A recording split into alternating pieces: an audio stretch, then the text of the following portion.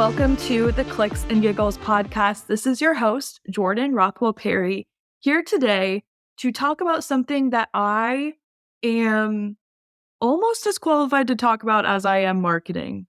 And that is being a business owner / human being with ADHD.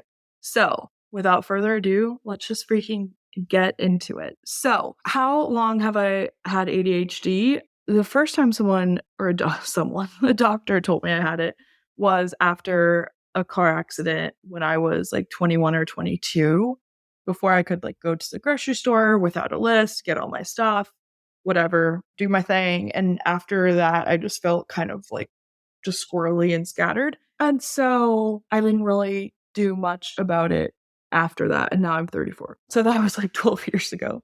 But then if I look back, I probably have always had it. Just chatty, hyperactive, go, busy.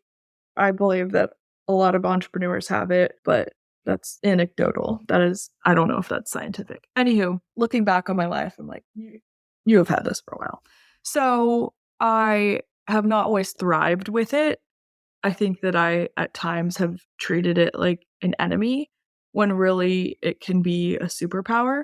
And so I just want to share some things that I have implemented and done that may help you too. If you have ADHD or if you're feeling scattered in your business, you don't even have to have ADHD to be able to take these tools and have them help you in life and business. So what do I do to keep my head on straight, to serve clients well, have a growing business while being a little scattered at times with ADHD? And the first thing I do is I batch work. So in prioritizing things, I always put client needs above my business needs. I put client needs above my own personal needs. And that is something I've been working on to find a good balance. And so batching helps me to really get in the zone on something and knock it out and then not have to worry about it for a while. So rather than ping ponging from this task to that task to, oh my gosh, rabbit trail, once I start working on this one, it is very much like, hey, on Monday, which is what I'm doing right now, I am going to record 2 podcast episodes. I'm going to get ahead until X date. And these are going to be what the topics are. Perfect. And so I know ahead of time what I'm doing. I batch work on them. And that has been so helpful for me. Same thing with emails through my business. Like, hey, I want to send 4 emails in the next month. These are going to be what they're about. Let's write them out now and then give them to my team to build out. And then I actually go in Flowdesk, double check them. I check links and then I send them. So batching for me is so good. And it doesn't have to be like 6 hours of work batching. It could be like 90 minutes of work, an hour of work, just really concentrated on one thing rather than ping-ponging through a list of things that have to be done. So I batch podcast recordings now. I batch emails as far as like sending them out through Flowdesk, building them, that whole process. I do batch when I check my emails and what that looks like. So I'm not in my inbox all day, every day anymore. It's a couple times a day. And it works well. So definitely look into batching for your business because it will help a ton. And then also batching different days of meetings. So like Tuesday is a very meeting heavy day. And for me, it's nice to be able to get in the zone of talking to a bunch of people for a day, prepping the day before, the day after, assigning out the work or doing the work that comes up on the calls. I have noticed with ADHD, like going from meeting to heavy work to strategy to a meeting to trying to be creative, like that is just not the way my brain works well. And I would assume a lot of brains.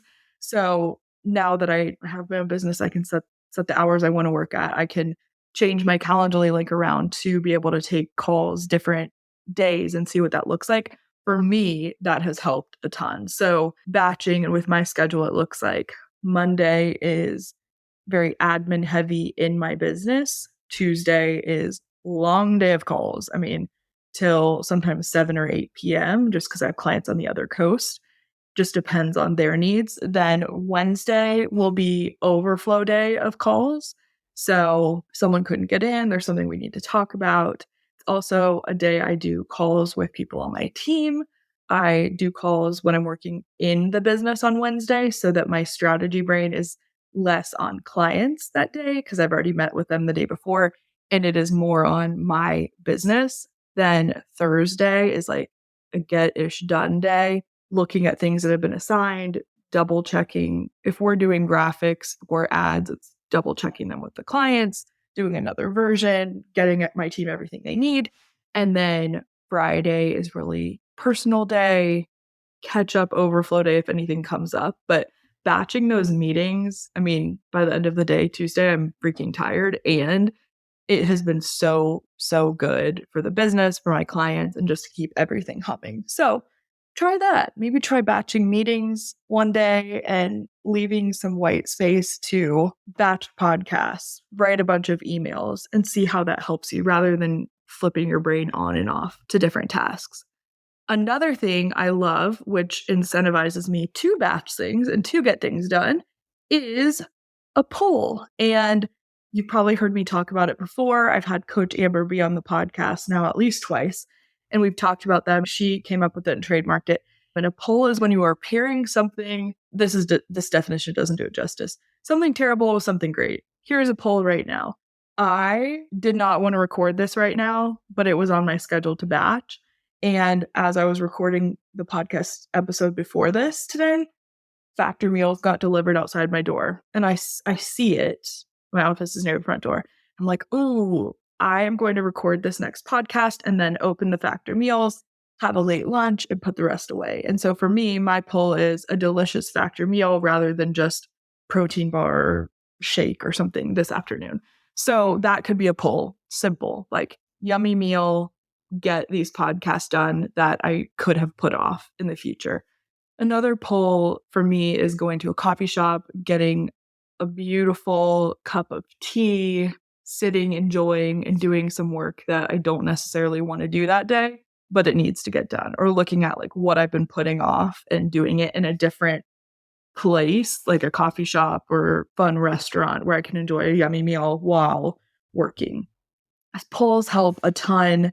And even a personal poll I use because your business goes into your personal life. That is why we do it, to enjoy our personal lives even more. Is I will make hot tea, and while the kettle's going and while the tea is steeping, I will clean up the kitchen some. Do that in the morning, do that some at night, but that's also a good way to keep yourself motivated and doing what you need to get done.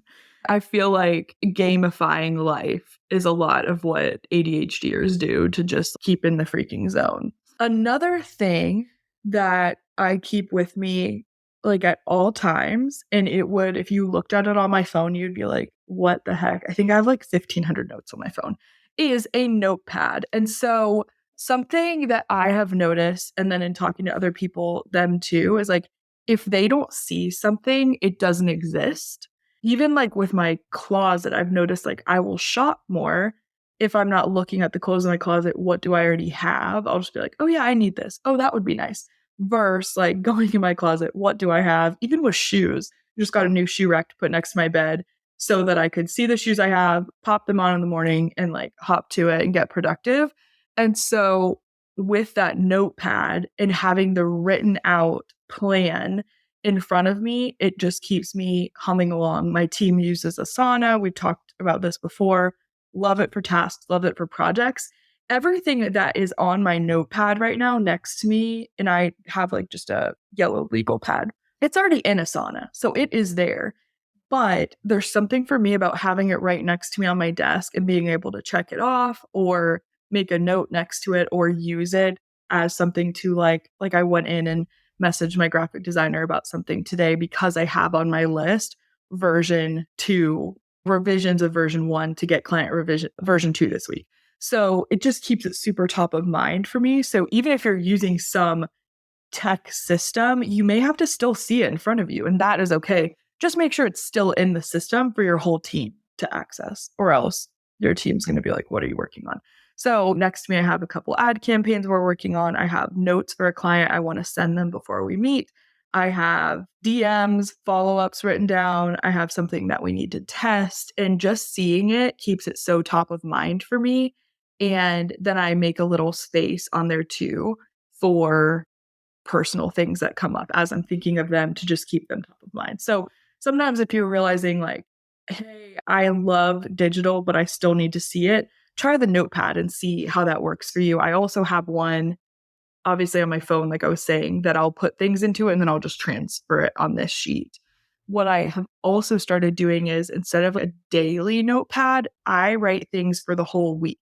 So what I do, and this may help, I hope it does, is Friday before I close the door in my office, I write out everything in my brain that needs to be done the next week on the notepad. And so then I have the notepad, it has everything for the next week, and it's messy. Honestly, when you look at it, you're just like writing, what needs to be done, what to keep us on track, yada, yada.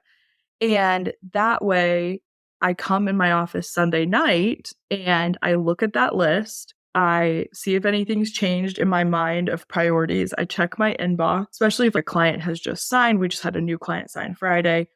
And so that changes things with onboarding. I edit the list a little bit and then it's on my desk for Monday. And so I was able to come in on Monday, look at the list and know that, A, I have the priorities from end of day Friday after a long and great busy week. And B, I've edited it. So on Sunday, looking at the inbox, has anything come in? What maybe wasn't top of mind Friday that I thought about this weekend?